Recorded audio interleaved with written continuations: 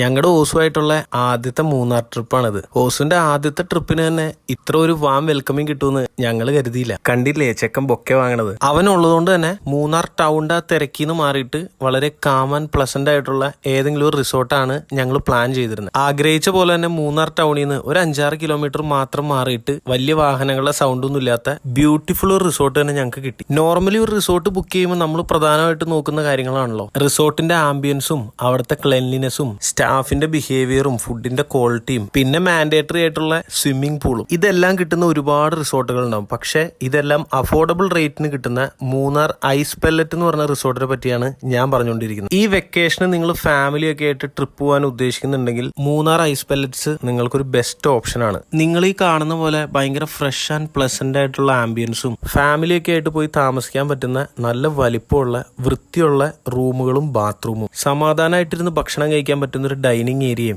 നല്ല ക്വാളിറ്റി ഫുഡും ഏതൊരു കാര്യം ആവശ്യപ്പെട്ടാലും വളരെ സ്നേഹത്തോടും പൊളൈറ്റ് ആയിട്ടും നമ്മളോട് ബിഹേവ് ചെയ്യുന്ന സ്റ്റാഫുകളും പിന്നെ ഞാൻ നേരത്തെ പറഞ്ഞ പോലെ നമ്മുടെ ഡെയിലി ലൈഫിലെ ടെൻഷനൊക്കെ മറന്ന് തിമിർക്കാൻ പറ്റിയ നല്ല വൃത്തിയുള്ള ഒരു കലക്കൻ പൂളും. ഇനി നിങ്ങൾക്ക് ക്യാമ്പ് ഫയറും ബാർബിക്യൂ കാര്യങ്ങളൊക്കെ വേണമെന്നുണ്ടെങ്കിലും അതിനുള്ള ഫെസിലിറ്റി ഇവിടെ ഉണ്ട്. ഓസുമായിട്ടുള്ള ഞങ്ങളുടെ ട്രിപ്പ് എന്തായാലും അടിപൊളിയായിരുന്നു. നിങ്ങൾ എന്തായാലും മൂന്നാർ ഐസ് പെല്ലറ്റ്സ് ഒന്ന് ട്രൈ ചെയ്ത് നോക്ക്. നിങ്ങൾക്കും എന്തായാലും ഇഷ്ടപ്പെടുമെന്നാണ് എനിക്ക് തോന്നുന്നത്.